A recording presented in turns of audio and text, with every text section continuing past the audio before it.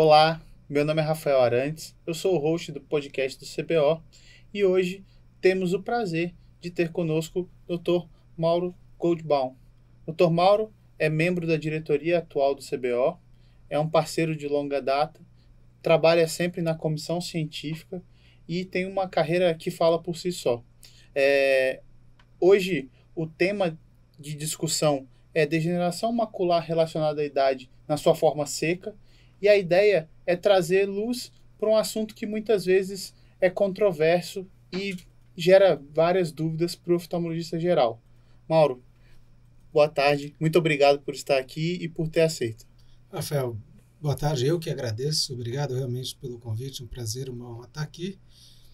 Será um prazer conversar sobre DMR, que é um assunto que é fundamental no nosso dia a dia no consultório. A DMRI, como todos, né? Todos nós vemos no consultório DMRI, quem faz retina, quem não faz retina. Eu queria começar dando um contexto, a gente vai falar sobre a DMRI seca, só para que a gente pudesse falar do histórico e das perspectivas futuras. Então, a DMRI seca é quando o paciente tem as drusas, e aí daí para frente, o que a gente tem de classificação de DMRI, só para fazer um apanhado geral, e aí o início do tratamento com as vitaminas orais e como que isso pode ser classificado atualmente, quais as formas de classificação num próximo futuro, o que você tem para... A gente avançou muito na DMRI neovascular, com a incorporação dos antiangiogênicos, anti-VEGFs, e houve um salto assim, na qualidade do atendimento, na melhora da preservação da visão dos pacientes, muito grande. E a próxima fronteira, no fundo, para a degeneração macular relacionada à idade é a forma seca, que teoricamente é uma forma mais benigna, tem uma evolução mais lenta, às vezes nem progride tanto, mas muitos pacientes acabam tendo uma progressão, uma perda visual semelhante ao que acontece na DMRI neovascular, pelo menos em quantidade, mais devagar, mas em quantidade é uma perda muito significativa. Em especial por, que eu chamava na época tal, pelo desenvolvimento da atrofia geográfica. Muito se cresceu no nosso entendimento da DMR seca a partir do início dos anos 2000 com o estudo AREDS, que era o estudo de doenças oculares relacionadas à idade. O estudo era tanto para catarata como para DMRI, ficando mais na DMRI, eles iniciaram fazendo uma coisa importante que a gente usa até hoje, que é uma classificação de estágios da DMRI com poucas drusas duras ou muitas drusas moles, já com atrofia geográfica não central, enfim, DMRI 1, 2, 3, 4. E o propósito do estudo era justamente avaliar a eficácia de uma droga à base de vitaminas, de antioxidantes e sais minerais. Na época se usava vitamina A, C e E, zinco e cobre, porque o zinco tem alguns efeitos colaterais que o cobre neutraliza. No AREDS 1, que era esse primeiro estudo, se viu que esse composto vitamínico e sais minerais tinha a capacidade de diminuir a progressão de DMRI inicial, intermediária, para DMRI avançada. Em 5 anos se reduzia isso em 25% a 30% quando se usava os antioxidantes, as vitaminas e o zinco. A gente gostaria que fosse mais, mas 30% tomando comprimido, na verdade 2 comprimidos por dia, já era um grande avanço em termos de prevenção de piora da evolução da DMR seca.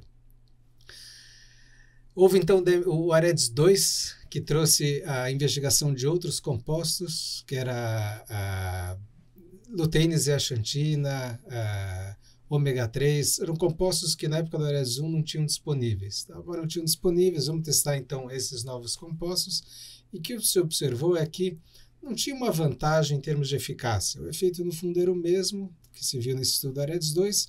Tinha uma vantagem, que era o fato de que você trocando o beta-caroteno por luteína e zeaxantina, que são a ideia é que isso seriam compostos equivalentes em termos do que gostaria de se obter com esses compostos, você tinha a mesma eficácia e não tinha um efeito colateral de beta-caroteno que era importante, que é havia um aumento da incidência de CA de pulmão. A gente, obviamente, não quer haver esse aumento da incidência. Então, a recomendação depois do AREDS 2 é que se utilizasse o AREDS 1, mas em vez do beta-caroteno se usasse lutein e zeaxantina, 2 comprimidos ao dia, e se tinha, então, a redução de 30% em 5 anos.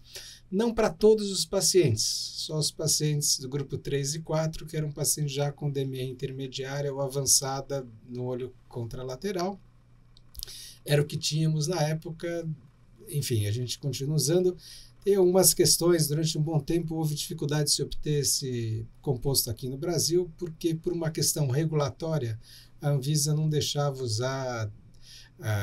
Entenda que isso não era uma suplementação vitamínica, eram vitaminas e zinco em doses muito acima, praticamente 5 vezes mais do que é o que é recomendado diariamente. Então, para a Anvisa seria, na verdade, um remédio, e aí tinha uma dificuldade de aprovar. No fundo, houve, graças a Michel Farah, um grande avanço aí nessa área, encontrando formas de se trazer para o Brasil algo que fosse parecido. A gente tinha até no passado o AREDS 2, acho tudo bem falar, porque no fundo é o que temos. Agora tem o Druze. Exato que tem no AREDS 2 é só o AREDS 2. Mas a gente tem compostos que são bastante parecidos agora no Brasil, 2 comprimidos ao dia. Tem algumas discussões sobre zinco, 25 miligramas, 80 miligramas. No estudo AREDS 2 eles investigaram os dois, não observaram exatamente uma diferença, mas no próprio site do AREDS eles acham que o padrão ouro é 80 miligramas, não 25, mas enfim, a gente tem possibilidades no Brasil, só evitaria, tem que tomar cuidado, porque alguns compostos que são vendidos têm uma dosagem muito abaixo. Acaba sendo uma subdose pela questão regulatória, né? E aí você fica fazendo para o paciente uma subdose mantida. Sim. Que talvez não tenha... O benefício já talvez não seja tão grande e a indicação restrita. E às vezes você vê o paciente usando uma medicação que é subdose por bastante tempo. Sim. E no fundo a gente é mimado, de certa forma, porque com os anti-VEGFs a gente vê o efeito da medicação. Com laser era isso. No fundo, na retina a gente é um tanto mimado porque a gente usava tratamentos que a gente via o efeito. A gente não usava tanto tratamentos que a gente usava sem saber se estava funcionando ou não. Então, esses tratamentos que não tem um biomarcador, no fundo, a gente tem que acreditar e tem que usar o que está sendo recomendado. Assim, alterações nisso, a gente não sabe se vai obter o mesmo efeito. Acho que o que tem mais novo nessa história das vitaminas, o zinco do AREDS, é o trabalho do ano passado dizendo que você tem uma menor progressão da lesão da atrofia geográfica para o centro. Então, lesões não centrais crescem menos. É interessante, uma ressalva só, lendo com cuidado o artigo, é que o que eles viram é que isso acontecia com pacientes que usavam os antioxidantes. O zinco não contribuía para esse efeito. Aí a gente já começa a acompanhar um pouquinho atrás, assim. É legal quando os dados, os estudos fazem sentido e são consistentes. Quando eles começam a aparecer de forma meio enviesada, assim, de forma não tão consistente, a gente fica, sei lá, um pouco na dúvida. Eu lembro a questão da terapia fotodinâmica que funcionava para membranas predominantemente clássicas e completamente ocultas, por algum motivo não funcionava para as minimamente ocultas. Não fazia sentido. Acho que eu tenho usado na tentativa também de crescer menos, mas eu confesso que a análise que publicaram gera alguma dúvida, porque não parece tão sólida quanto o restante do estudo. A gente não vai conseguir testar isso, né? Então, isso é o mais importante, porque a gente gosta de ver melhorando e a ideia de não piorar ou não piorar tanto é uma coisa até difícil de explicar para o paciente e para o oftalmologista em geral, né? Eu acho que talvez haja uma mudança na classificação de drusas e no acompanhamento desses pacientes. Você acha que isso vai fazer alguma diferença até para estudar melhor esses pacientes e para acompanhar eles, talvez com medicação oral, por exemplo? A gente já vê uma mudança na classificação. Então, seja pela descrição de novos tipos de drusas, então tem trabalho respeito descrevendo as paquidrusas. Na época do AREDS 2 não tinha as pseudodrusas. não se levava até em consideração as drusas cuticulares, e esses são características, variáveis que agora estão se levando mais em consideração, e eu acho que isso vai mudar a forma como a gente vai tratar os pacientes, procurando subgrupos, assim, para que grupo de pacientes realmente isso funciona mais ou menos.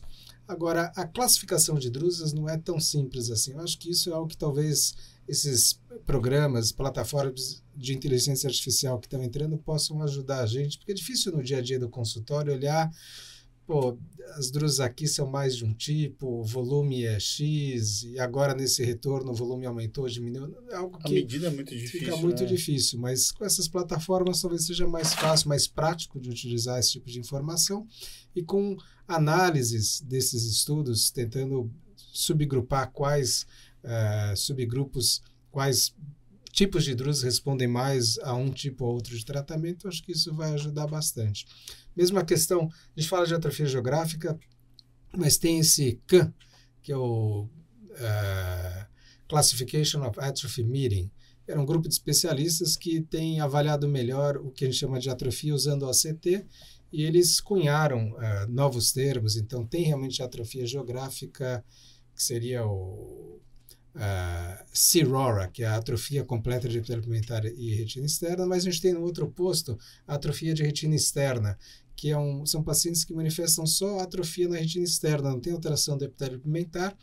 Eu acho isso extremamente importante, porque são pacientes que têm a queixa de baixa de visão, você faz exame clínico e você não vê nada, porque o epitélio pigmentar está íntegro, você não tem alteração pigmentar. E a retina externa, a gente no fundo só consegue avaliar melhor com o ACT. Então, eram pacientes que se imaginava que o problema da visão era pela DMRI por conta das drusas, mas a gente não entendia exatamente, não tinha um substrato anatômico por que a visão diminuiu, e agora com a CT e essas classificações a gente tende a melhorar, porque a zona elipsoidal, os segmentos externos estão se perdendo, por isso o paciente tem essa diminuição da visão. Então, acho que isso vai nortear bastante daqui para diante. É uma tomografia quase decepcionante, né? Que você olha e fala, cadê a retina externa?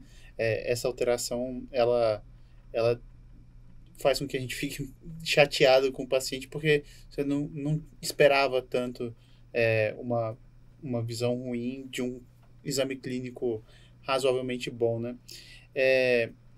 Em relação aos tipos de drusa, né? Talvez isso é um comentário mais inicial e amplo, mas provavelmente são espectros de uma doença, mas que talvez tenham uma origem um pouco diferente de cada uma, né? Talvez geneticamente elas não sejam exatamente Sim. a mesma coisa.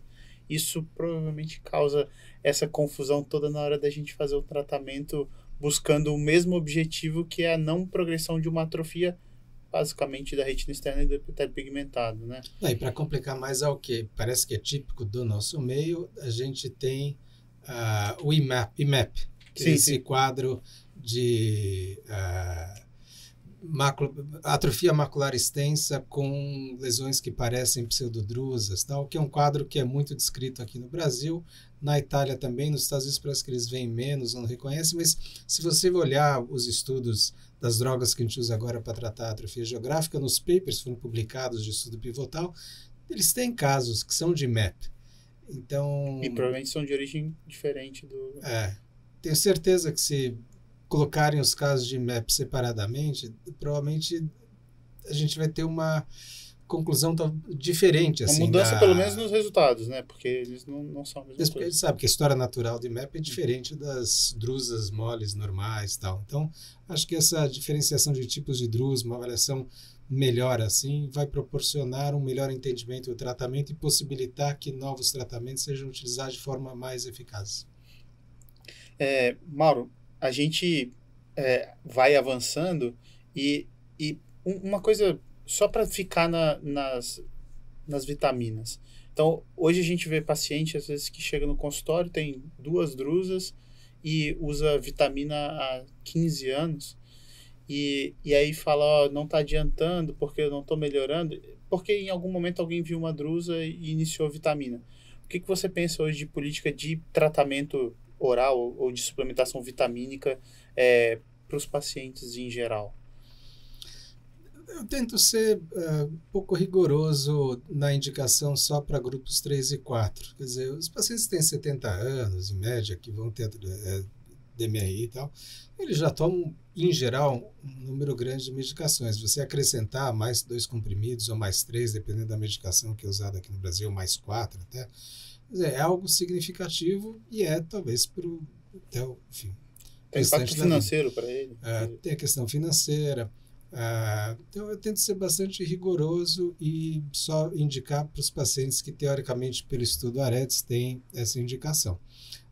Claro que os pacientes que vêm já estão usando, coloca numa situação um pouco mais delicada.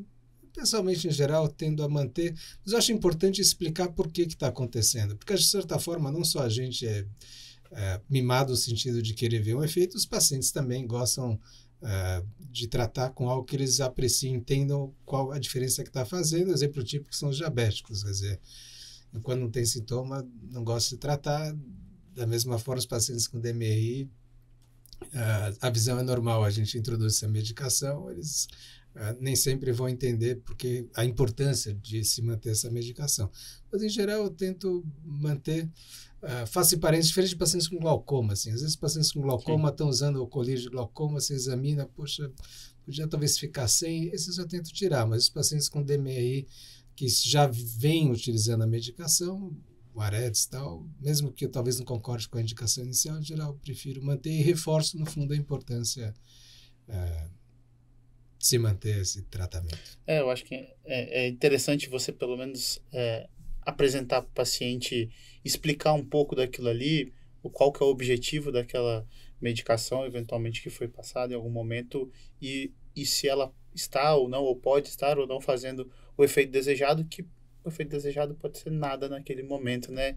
Se for uma indicação, mesmo uma indicação exatamente para que ela se propõe. Uma coisa que mudou muito em relação a DMRI de, sei lá, 2005 para cá, é o tamanho da consulta. Antigamente não tinha muito o que fazer, assim, era uma consulta um tanto mais rápida. Hoje em dia, são muitas orientações. A gente está nas vitaminas, mas tem os fatores modificáveis, tabagismo, obesidade, perspectiva.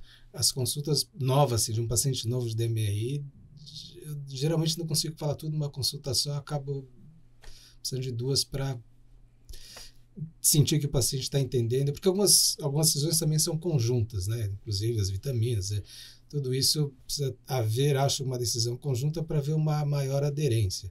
Então, é difícil explicar tudo. E o retinólogo acaba tendo essa característica, né? Porque as doenças acabam sendo doenças sistêmicas de uma forma ou de outra. Mesmo a DMRI seca, acho que vale a pena a gente citar que obesidade e tabagismo são fatores de risco para progressão da DMRI. Você tem um pool de pacientes, por exemplo, que são os cardiopatas, que têm alteração vascular na retina, os diabéticos. Esses pacientes, eles precisam muitas vezes ouvir do oftalmologista, que pode ser a porta de entrada ali, uma baixa de visão, alguma alteração inicial, que aí tem alguma coisa que não está muito bem, que ele precisa controlar sistemicamente. Agora, avançando um pouquinho, a gente teve duas novas possibilidades. E eu vou trazer primeiro nas injeções intravítreas, porque elas já estão mais estabelecidas, eu acho, e tem outras perspectivas de progressão. E aí depois a gente fala um pouquinho de biofotomodulação. Então, as injeções intravítreas que recentemente a gente teve aprovação, no Brasil já são usadas, Europa e Estados Unidos também. Então, queria que você falasse um pouquinho sobre o desenvolvimento disso, o target dessas aplicações, que é completamente diferente do target das aplicações intravítreas para DMRI exudativa, e como que você vê a perspectiva futura, porque também é um paciente difícil de conduzir. Sim. Então, a gente tem 2 medicações que são muito semelhantes. Elas têm como alvo bloquear o sistema complemento. Uma delas é o pegcetacoplan, que bloqueia C3 e C3b, e o outro é o avancincaptad, que bloqueia C5. Uma coisa que é muito interessante é que, juntando os dados dos estudos pivotais e fase 2 dessas 2 medicações, a gente tem pelo menos 5 estudos randomizados, feitos tudo direitinho, que mostram que eles têm uma eficácia, e a eficácia é meio semelhante em todos esses estudos, assim, mostrando a robustez desses resultados. Eles, enfim, bloqueando o C3 e C5, você realmente tem um efeito biológico que diminui a progressão da atrofia geográfica, isso que foi comprovado. E foi tudo feito da melhor forma possível, assim, eu tenho realmente plena confiança de que essas medicações fazem o que os estudos concluem. O que a gente tem de problema, só para contextualizar, elas foram aprovadas nos Estados Unidos em 2023, um pouquinho antes da outra. Nos Estados Unidos elas são utilizadas progressivamente. No Brasil a gente ainda não tem aprovação da Anvisa. Existe a disponibilização a possibilidade de importar essas medicações. Infelizmente, é um valor muito elevado, é uma discussão com o paciente. O problema que a gente tem com as medicações é que eles têm, então, a comprovação robusta dessa eficácia, mas é uma eficácia menor, muito menor do que a gente gostaria. Então, o que elas fazem em 2 anos, elas são bem parecidas, diminuem mais ou menos 20% o crescimento da atrofia geográfica. A gente queria que fosse 70%, 80%, 90%, ainda mais que são injeções intravítreas feitas mensalmente ou bimensalmente. Então, você fazer injeções bimensais ou mensais para ter uma redução de 20%, a gente já fica menos entusiasmado. E o outro problema é que os estudos mostraram, ou falharam em mostrar, um benefício visual. Então, a gente tem esse benefício anatômico, mas os estudos não mostraram, por exemplo, uma melhora na acuidade visual, ou uma menor piora na acuidade visual, ou acuidade visual em baixa luminância, ou mesmo microperimetria. A gente não tinha um endpoint funcional, um desfecho funcional que mostrasse uma vantagem dessas medicações. Então você tem, por um lado, um benefício anatômico menor do que a gente gostaria e um benefício anatômico visual, benefício funcional que a gente não conseguia mostrar. Então havia, acho que, uma controvérsia, um conflito grande na indicação dessa medicação, mesmo nos Estados Unidos, onde é aprovada e os convênios acabam cobrindo, mas em geral, nos congressos, até hoje, a gente vê o painel, um grupo utilizando regularmente e outro grupo não querendo utilizar. Claro que tem uma questão lá diferente de malprática, um pouco mais complicada, tem uma realidade diferente, mas a gente vê que progressivamente é cada vez mais aceito e os pacientes muitas vezes querem porque é o que temos, é o que pode diminuir a progressão da visão para uma perda funcional significativa. Existe uma questão de segurança para piorar a situação. Então, ambas as drogas se mostrou que havia um aumento no risco de desenvolvimento de conversão para DMR neovascular. Então, você está tratando DMR seco, o paciente aparece com um neovaso, aí tem que tratar com injeções anticomplemento e injeções anti-VEGF. Mas, nos estudos eram feitos, os pacientes aceitavam. Mas acho que o perfil que a gente tem desse tratamento, em termos de eficácia e segurança, está longe do que a gente gostaria e gera realmente uma dúvida quanto à validade de ser utilizado. Eu acho que é aqui que essa questão de subgrupos seria fundamental. Então, utilizar essa medicação para todos os pacientes não é fácil. Mesmo conversando com o paciente, a gente se sente vendendo um produto que a gente não gostaria de vender, por exemplo. Mas para alguns subgrupos de pacientes, a história muda. Então, pacientes que têm um olho único porque o outro já foi perdido por atrofia geográfica. E você tem nesse olho único características que sugerem que esse paciente tem uma progressão mais rápida, que ele está com maior risco de perder a visão. Eu acho que são grupos que a gente tem convicção de oferecer esse tipo de tratamento, e aí é uma conversa, se o paciente aceita. Como no Brasil a gente tem que importar, infelizmente o valor é alto, a gente espera que a Anvisa aprove essas 2 medicações e o valor caia e fique uma realidade mais próxima para um grupo maior de pacientes. Mas eu acho que é questão de estudar, entender melhor como essas medicações funcionam para que a gente possa utilizar melhor esse recurso que, de novo, tem dados robustos mostrando que realmente funciona, e acho que vale a pena caminhar nesse sentido. E a gente espera que ambas as drogas, no momento, tinham acordo com para se desenvolver versões de longa duração dessas medicações. Então, ficar injetando a cada 2 meses é muito difícil, mas se um dia trouxerem um anticomplemento que a gente vai injetar a cada 6 meses, 1 ano, aí muda de figura. Na vida real já é difícil você manter injeção mensal de alguns pacientes, mesmo que exista uma variação grande em DMRI neovascular, em diabetes. Então, quando o paciente não consegue perceber, né, a melhora é talvez mais ainda difícil, né? Sim, e pegando o gancho no que você falou sobre as vitaminas, aqui é uma mudança de paradigma grande mesmo, porque, de novo, a gente está acostumado a fazer injeção de VEGF e o edema some, mostra para o paciente, olha, funcionou. Aqui não tem um biomarcador, não tem alguma coisa que a gente possa falar, olha, sua atrofia geográfica cresceu menos. Então, a gente fica injetando, teoricamente ficaria injetando, sem ter algo para mostrar para o paciente em termos de benefício. O que pode ser feito, às vezes, você ter uma história, uma linha de como a atrofia tinha progredido antes de começar o tratamento e, se Deus quiser, vai ter uma mudança nessa progressão, sugerindo que há uma menor progressão. Mas nem sempre isso acontece. Não tem porque certeza. A eficácia não é tão robusta, tão grande assim, né? E é isso, não tem um biomarcador, não tem algo que diga, olha, funcionou, está funcionando. Talvez a gente consiga, com inteligência artificial, perceber algum padrão e mostrar para o paciente isso seja... Até porque, por exemplo, os pacientes que a gente tem mais dificuldade em manter um tratamento na vida real com aplicação intravítrea, com injeção intravítrea, são os pacientes que você vai, por exemplo, estender. Sim. E eles não falam, não, mas está tudo bem. Às vezes o paciente fez, secou e falou, não, tá tudo bem, não quero mais fazer. E aí depois que você mostra que ele piorou de novo, e aí ele volta e você consegue dar prosseguimento no tratamento, né? Ainda na questão das aplicações intravítreas, provavelmente esses 20% que reagem, que tem uma melhor resposta, eles têm algumas características em comum, então talvez nesses casos, a gente conseguindo identificar eles não sejam mais os 20% do tratamento, eles possam ser uma porcentagem, de repente, a maioria. Então, talvez isso faça alguma diferença. Mas hoje, nesse pool completo aí, não faz... a gente tem uma eficácia limitada, né?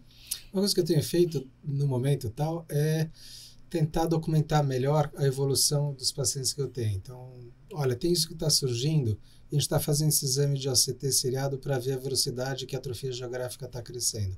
Porque é mais fácil mostrar depois para o paciente, olha, agora está mais factível, foi aprovado, o valor caiu, é isso que temos, e nesses últimos 6 meses, 1 ano que a gente vem aguardando, sua atrofia cresceu dessa forma. E aí o paciente, você mostra no ACT o quanto chegou perto da FOV, acho que ajuda a decisão conjunta do médico e do paciente quanto à introdução ou não desse tipo de tratamento. Porque esse paciente tem que ser um paciente que acredita muito em você e confia muito, porque para fazer a injeção, mesmo que seja bimensal, sem ter esse benefício a olhos vistos, é uma coisa difícil, né? Mas é um tratamento isso, que eu acho que é comprovadamente eficaz, se não com a eficácia que a gente gostaria, e que em subgrupos acho que vai ser uma boa alternativa. Agora, passando para o outro braço de tratamento também já disponível e também com publicações, a biofotomodulação, que é um tratamento um pouco mais novo, acredito, em relação na linha do tempo do que as aplicações intravítreas, mas que tem alguns resultados, eventualmente um pouco controverso o benefício e também está provavelmente nessa curva aí de entender o que para que lado que isso vai.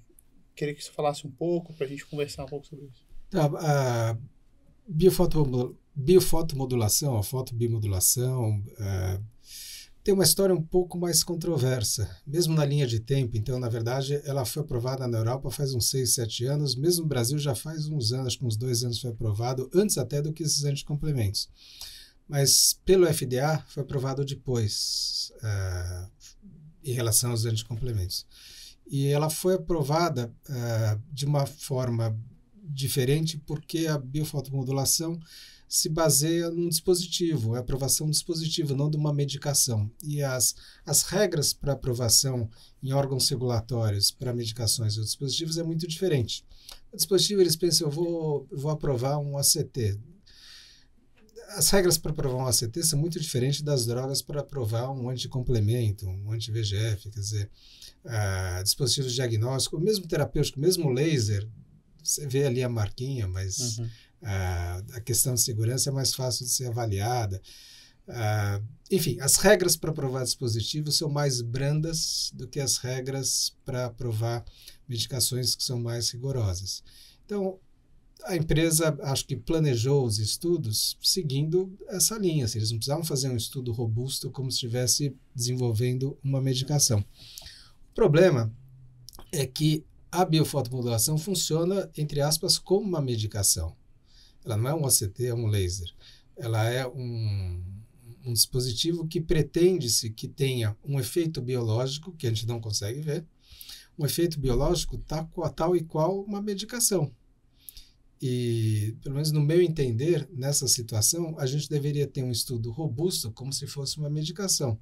Então, quando a gente vai avaliar os 3 estudos que foram realizados, que é o LightSight 1, 2 e 3, eles realmente não têm o mesmo desenho, a mesma robustez em termos de resultados.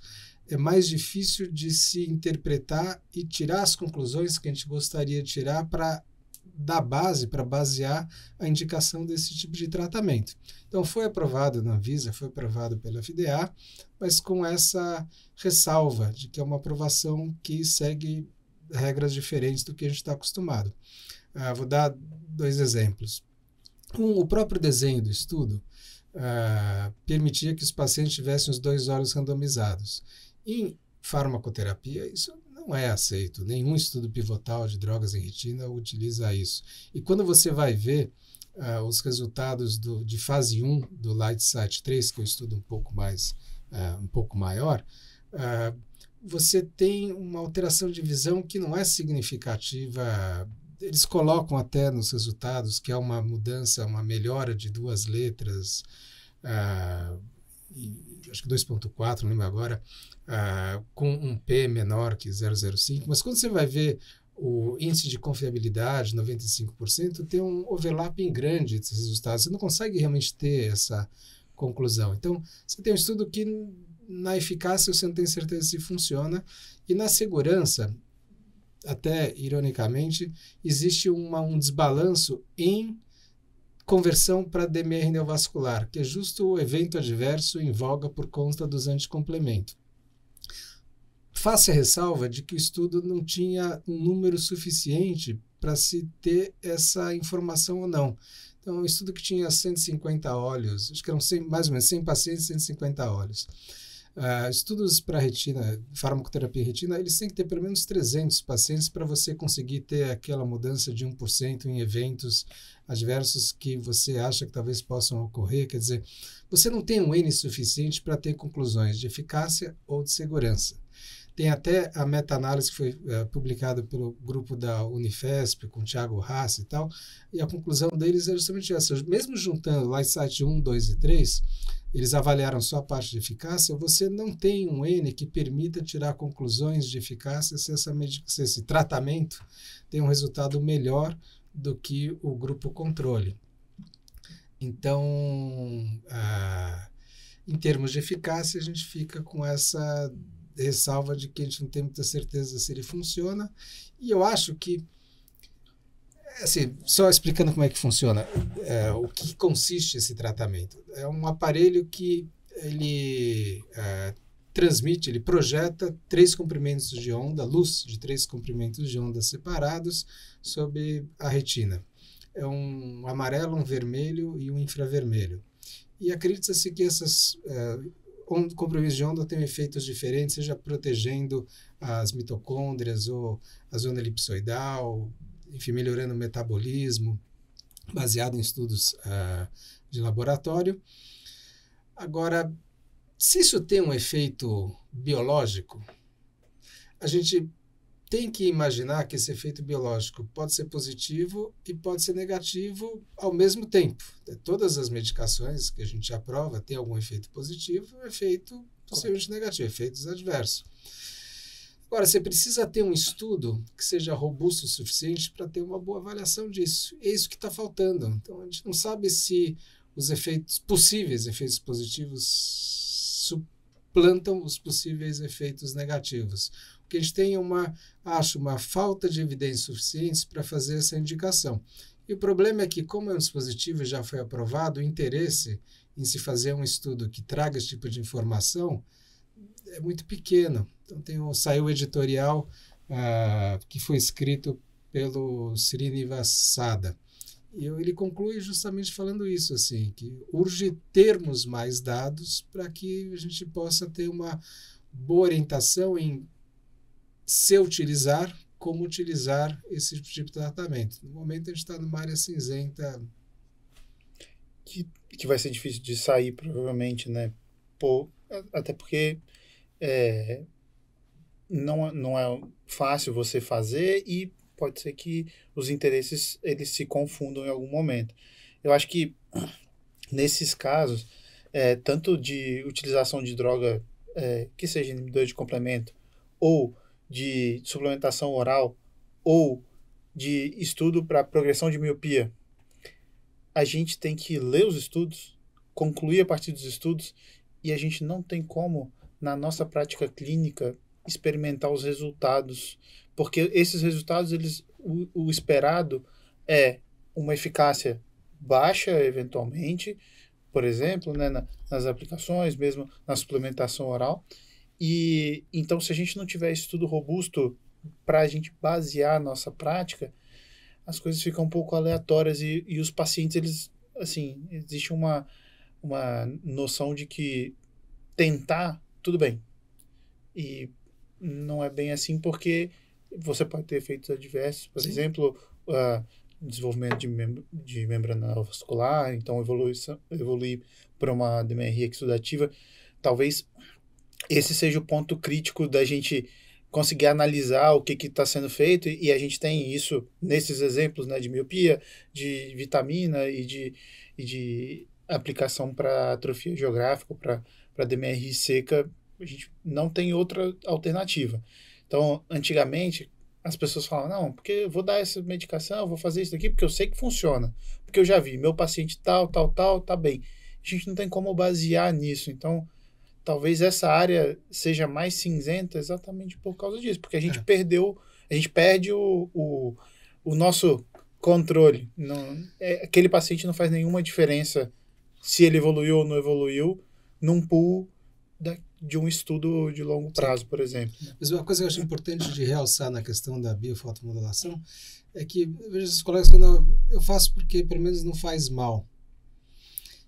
E acho que o ponto é esse, a gente não sabe nem se faz bem, nem se faz mal. E se você acredita que tem um efeito biológico, é possível que faça algum bem e que faça algum mal. E a gente não tem dados suficientes para entender o que é esse bem, o que é esse mal, para resolver se vai utilizar, se vai tratar, ou não. No fundo é isso.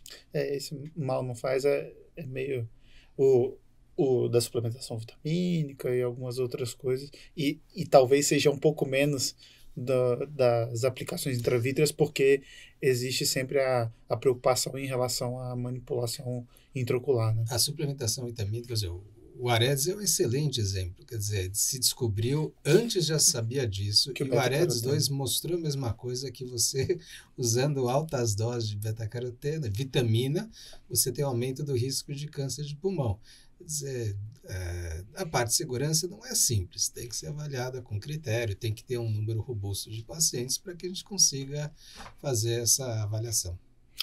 Mauro, agora, eu queria falar rapidamente sobre perspectiva futura. O que você acha que daqui para frente a gente pode ter de outras alternativas, de evolução, em relação mesmo a tratamento? Se você acha que o diagnóstico genético vai fazer alguma diferença, ou a manipulação, por exemplo, optogenética, vai fazer algum sentido, e alguma cirurgia pode, por exemplo, restabelecer visão, em algum momento fazer alguma... Eu acho que a avaliação genética, assim como melhor avaliação das drusas, podem trazer uma melhor luz, uma melhor compreensão dos tratamentos, e a gente conseguir entender melhor que tratamento seria mais adequado para cada grupo de pacientes, subgrupo de pacientes. Uma coisa que trouxe um horizonte assim mais próximo. Eu achava que demoraria muito até surgir uma outra droga para atrofia geográfica ou atrofia da retina externa, mas uma coisa que aproximou muito novas drogas foi uma mudança de outcomes, de desfechos que o FDA aceita. Então, se aceitava a atrofia geográfica, agora eles aceitam a atrofia de retina externa em relação à integridade da zona elipsoidal. Então, tem drogas, isso facilita a investigação e a aprovação de drogas, mostrar que há uma eficácia positiva. Um bom exemplo é a medicação elimipretide, que ela inibe cardiolepina e auxilia na restauração da saúde das mitocôndrias. E eles fizeram um estudo fase 2 que, em relação à progressão da atrofia geográfica, não se mostrou positivo, mas com essa mudança de endpoint, eles reavaliaram o estudo deles, que é o estudo RECLAIM, e viram que, se você usasse esse endpoint, a integridade da zona elipsoidal, eles tinham um benefício em 40% dos pacientes, mais ou menos, e isso mudou a estratégia da empresa. Eles estão indo, então, para o estudo fase 3. Tem uma empresa que estuda o inibidor de C1, que também é sistema complemento, mas não é a mesma via tal do C3 e C5, seria mais em relação à neuroproteção, e eles também têm progredido mais rapidamente. Eu acho que a mudança desse desfecho trouxe uma maior celeridade na desenvolvimento de novas medicações. Eu acho que não vai demorar tanto até a gente ter um outro composto que se mostre eficaz no tratamento da atrofia da degeneração macular forma seca. Por outro lado, tem havido a progressão nos tratamentos, não que diminui a progressão, não preservar a visão, mas nos tratamentos que buscam a restaurar a visão. 2 exemplos é a optogenética e transplante de GPR. Transplante de GPR tem progredido bastante na possibilidade de colocar as células da forma correta, enfim, que elas não se desorganizem com essas plataformas, tal. Uma dúvida que eu tenho são esses artigos que têm surgido mostrando que a degeneração das células começa mais do lado dos fotoreceptores que do epitélio pigmentar. Então, não sei o quanto fazer um transplante do epitélio pigmentar previna a progressão da doença, se ela realmente for predominantemente dos fotoreceptores, especial dos bastonetes. Agora, essa optogenética é bastante interessante. E quando eu vi a primeira vez, eu achei um pouco estranho, só contextualizando. A optogenética é a ideia, a tentativa de você tornar, você perder os fotoreceptores do epitélio pigmentar, mas as células bipolares e ganglionares estão ali úteis. Se o nervo estiver também ok, você tem a via ainda preservada. Você faz um tratamento genético, você utiliza uma substância que torna, por exemplo, as células ganglionares sensíveis à luz. Você faz um bypass, em vez de estimular a luz, estimular o fotoreceptor já está atrofiado, você estimula as células ganglionares. Claro que existe todo o processamento visual que se perde, o que seria intrarretiniano, se perde esse processamento, mas existem formas de tentar se melhorar isso, e tem progredido bastante. Já tem se você colocar no buscador de internet sobre optogenética e degeneração macular, já tem esses vídeos que a gente tinha na época do implante, chipzinho, colocava na retina, de pacientes que tinham uma visão de SPL e agora conseguem identificar um lápis na mesa. E é uma área que acho que tem um potencial também de crescer. Tem até existe um certo entusiasmo com isso, e a gente vê essas palestras TED sobre optogenética, porque você, na hora que você vai inocular as células ganglionares com algo que seja sensível ao espectro visual, no fundo você também pode utilizar alguma coisa que seja sensível ao espectro não visual. Então as pessoas comentam, tem aquele personagem da Jornada das Estrelas que usava uma coisa e ele ajustava se ele ia ver calor, se ele ia ver luz. Teoricamente, com a optogenética você pode ter uma visão até melhor do que o que você teria. Eu lembro quando me perguntaram a primeira vez, isso não faz o menor sentido, mas o fato é que tem progredido e que tem possibilidades bastante interessantes, mesmo que ainda no ramo da ficção científica. E talvez em algum momento os pacientes consigam fazer consigo fazer um bypass e fazer com que o Neuralink vá lá direto no córtex e sensibilize e tenha uma imagem, né? Mas basicamente é isso, Mauro. Eu queria agradecer, muito obrigado pela ajuda. É sempre bom a gente estar aqui, que é esclarecer mesmo sobre quais são as limitações, o que a gente tem de possibilidade de tratamento e as perspectivas, porque muitas vezes a gente é assediado pela indústria, temos outros colegas que às vezes trazem uma informação, mas a gente não tem a informação completa, então acaba ficando algumas pontas soltas e acho que é importante, o CBO tem esse papel de juntar as pontas para ajudar na tomada de decisão e impactar na vida dos pacientes. Então, queria te agradecer aqui pela contribuição sempre, a gente está junto na comissão científica, é um prazer estar lá também com você, e aí, se você quiser encerrar com alguma coisa, fica à vontade, com alguma mensagem, o que você achar mais importante. Não, primeiramente eu que agradeço, realmente um prazer ter essa conversa. Acho fundamental difundir esse conhecimento, enfim, a gente ter essa discussão para beneficiar o máximo possível os nossos pacientes. Talvez mensagem final, como eu falei, uma coisa que mudou muito é que a consulta do paciente com DME ficou muito mais extensa, muito mais detalhes, e alguns realmente dependem de uma decisão conjunta. Então, cabe tanto aos pacientes familiares, oftalmologistas, retinólogos, tem que haver uma posição ativa no sentido de se discutir, orientar os pacientes o máximo possível para que essa jornada crônica que vai ser o tratamento da MR seca ou neovascular, se houver a conversão, que seja feita da melhor forma possível. No fundo, essa é uma doença grande e longa.